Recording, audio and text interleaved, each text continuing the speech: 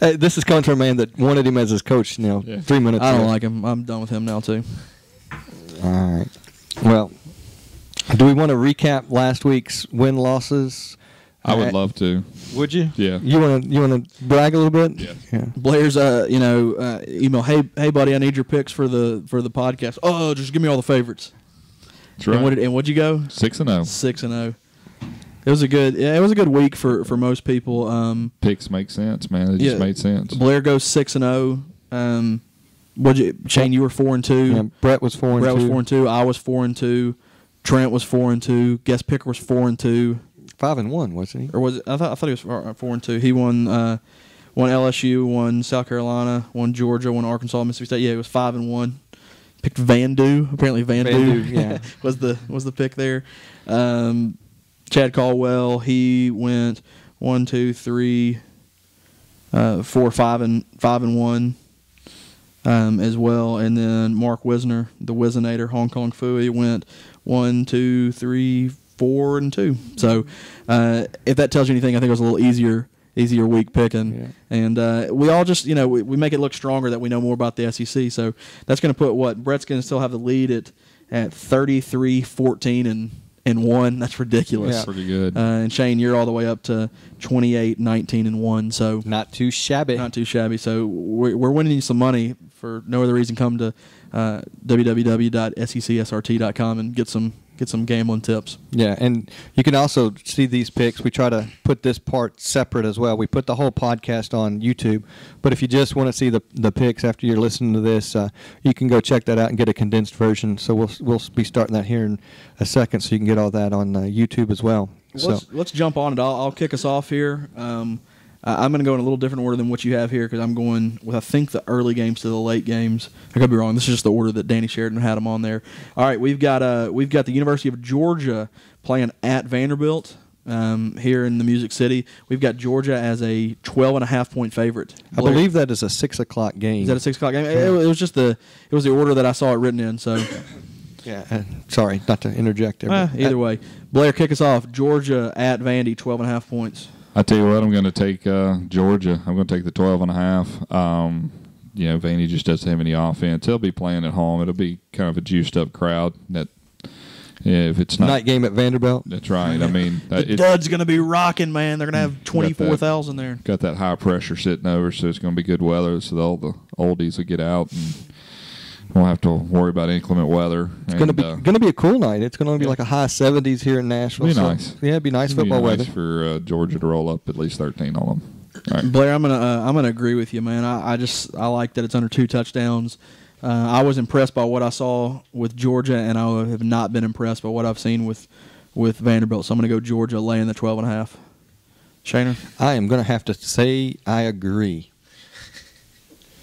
Is that all you got? That's all I got. I mean, I've already interjected and cut Blair off a couple times through that. Night game at Vanderbilt. Yeah. They're so tough at home at night. So, but I think Georgia's going to. Who you with? That's what Jay said last week in his introduction. That's their war cry there.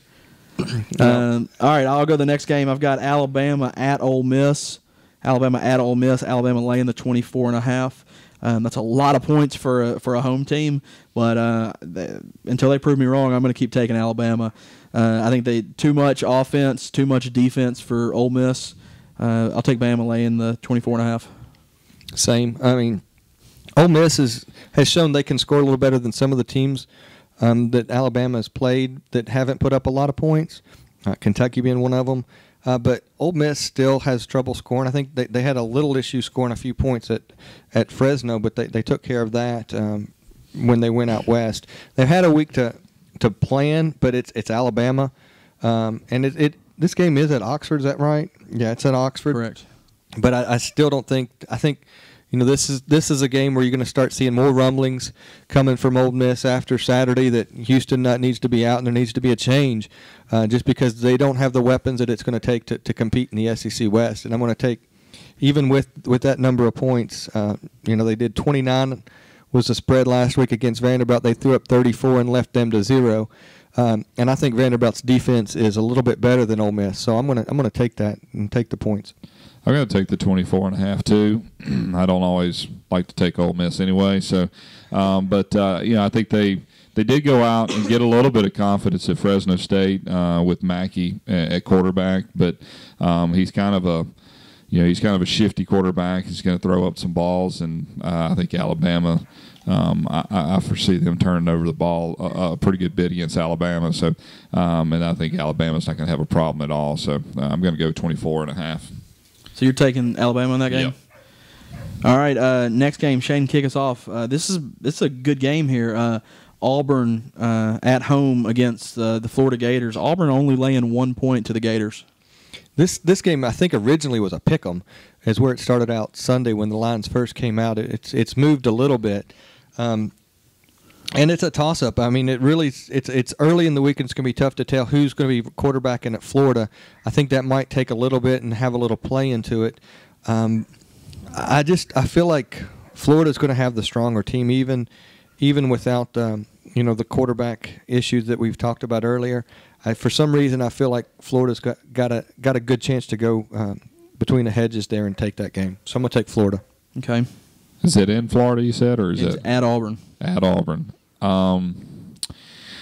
Man, this is a tough one. I'm going to take Auburn in the one, just because Florida's uncertainty at quarterback. I don't have a clue, and I think with it being a home game, it is truly a pick'em. So I'm just going to go with Auburn. I think Florida's defense comes to play a little bit in this game. I'm going to take Florida.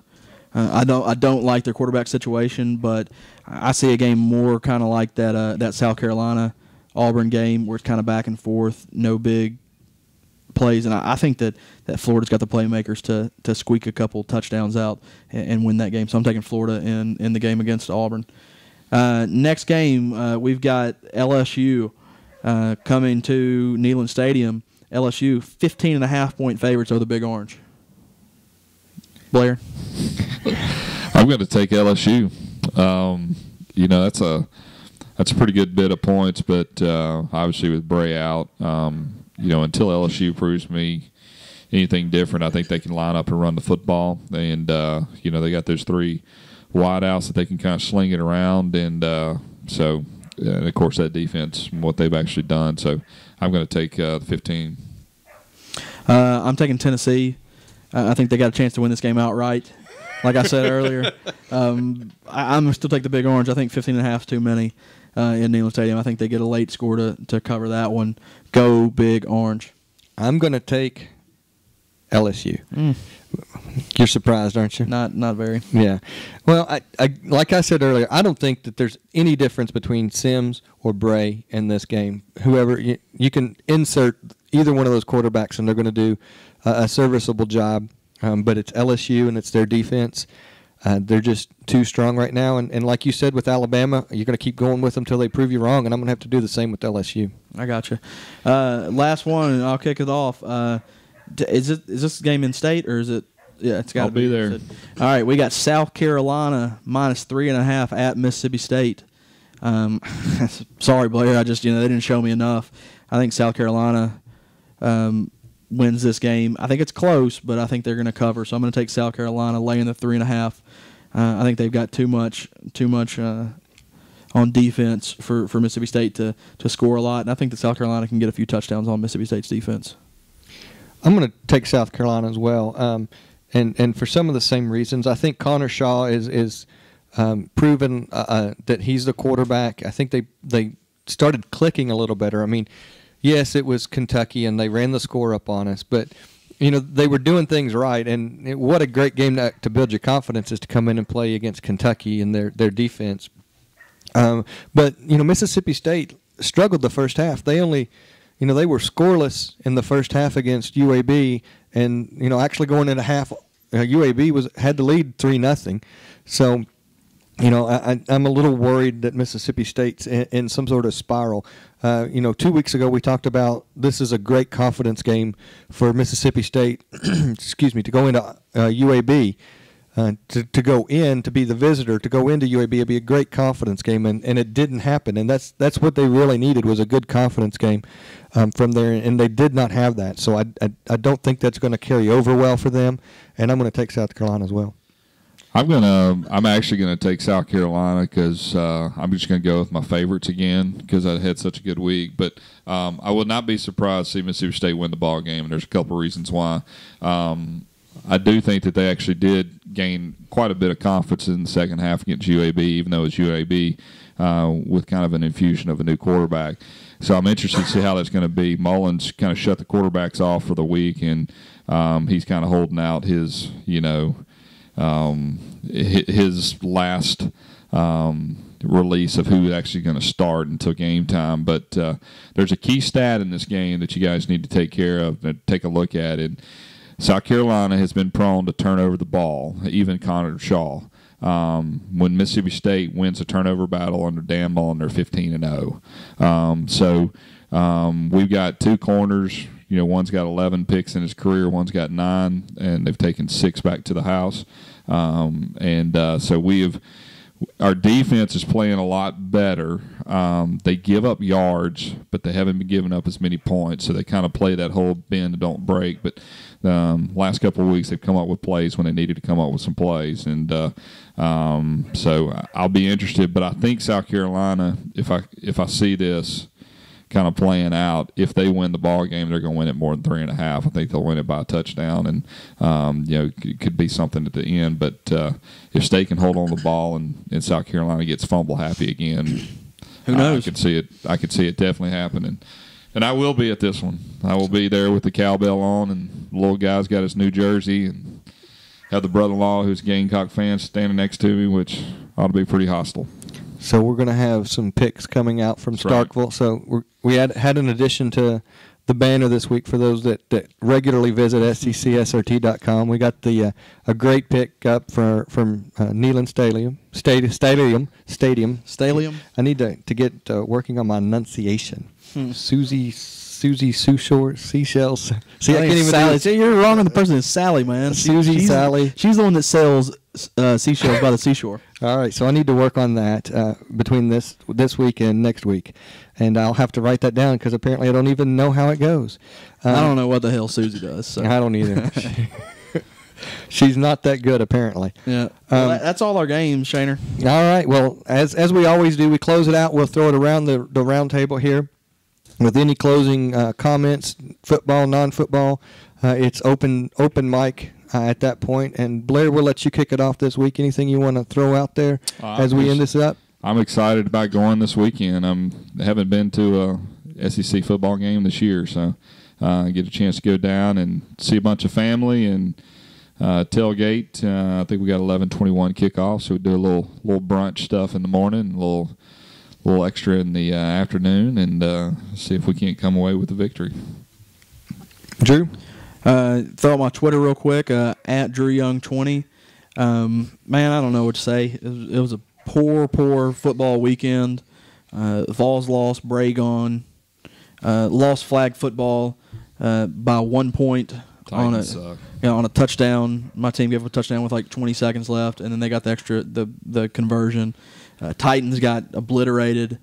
Lost all my fantasy football, which is 4 different leagues. It was a bad weekend, man. But I'm going to hopefully watch the end of this Monday night game, and maybe I can squeak out a victory in one of my fantasy leagues and salvage something. Crappy weekend. I'm ready for next week. I snuck a peek. It's not looking good right now. I know. I was job at best, an 88-yard touchdown run. That doesn't help when you're playing against them. Yeah, so sorry about that. Yeah.